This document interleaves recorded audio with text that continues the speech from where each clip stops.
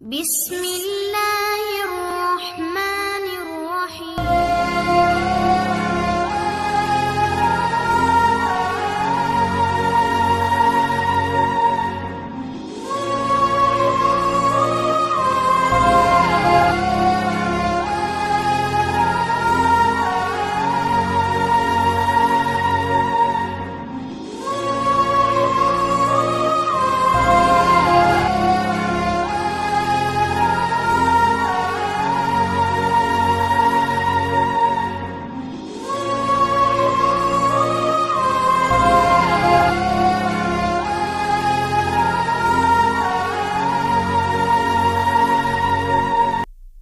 چشمہ مجاہد حضرت علی اصغر کی شہادت ان ناقابل برداشت مصائب میں سے ایک ہیں جو اہل بیت رسول صلی اللہ علیہ وآلہ وسلم پر ڈھائے گئے۔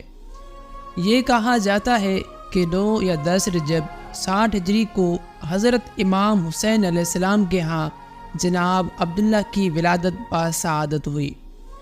عبداللہ بن حسین بن علی بن ابی طالب یا عبداللہ رضعی امام حسین علیہ السلام کے شیرخوار اور کم سن فرزند تھے، جو علی اصغر کے نام سے مشہور ہے۔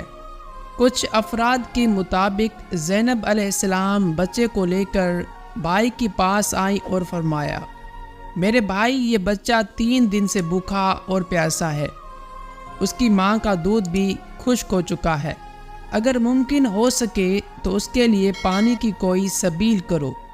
امام علیہ السلام نے علی اصغر کو اپنی آغوش میں لیا اور دشمن کے لشکر کی جانب بڑھے اور ان کے سامنے پہنچ کر ارشاد فرمایا، اے لوگو، تم نے میرے بھائیوں، بیٹوں اور صحابیوں کو قتل کر ڈالا، اب میرا اس دنیا میں اس بچے کے علاوہ کوئی نہیں ہے۔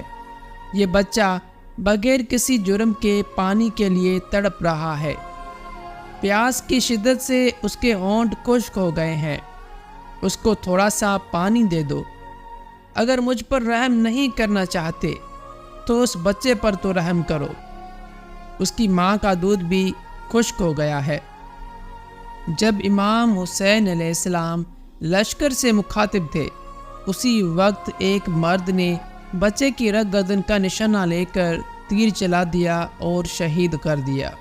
اس واقعے پر امام حسین علیہ السلام نے گریہ کرتے ہوئے فرمایا، اے پروردگار عالم، تو خود ہمارے اور اس قوم کے درمیان فیصلہ کر جنہوں نے ہمیں دعوت دے کر بلایا تاکہ ہماری مدد کرے، لیکن اب ہمیں قتل کر رہے ہیں۔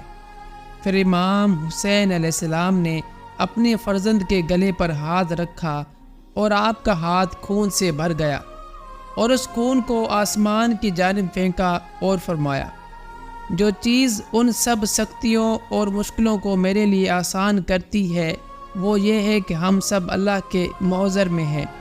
امام باقر علیہ السلام فرماتے ہیں کہ اس خون سے ایک قطرہ بھی زمین پر واپس نہ پلٹا۔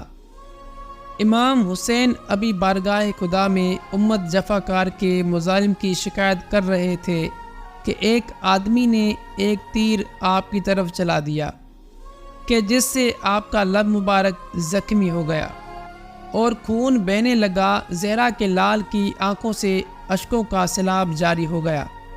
یہ واقعہ اسی وقت کا ہے جب معصوم شیرخوار آپ کی آغوش میں تھے۔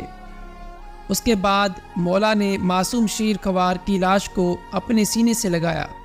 یہ واقعہ اسی وقت کا ہے جب معصوم شیرخوار آپ کی آغوش میں تھے۔ اس کے بعد مولا نے معصوم شیرخوار کی لاش کو اپنے سینے سے لگایا اور خیمے کی جانب بلٹے۔ جیسے ہی خیمہ پر پہنچے تو بی بی سکینہ پہلے سے کھڑی ہوئی تھی۔ بابا کو دیکھ کر عرض کی، بابا جان، مجھے لگتا ہے کہ آپ نے میرے بھائی کو سیراب کر دیا ہے۔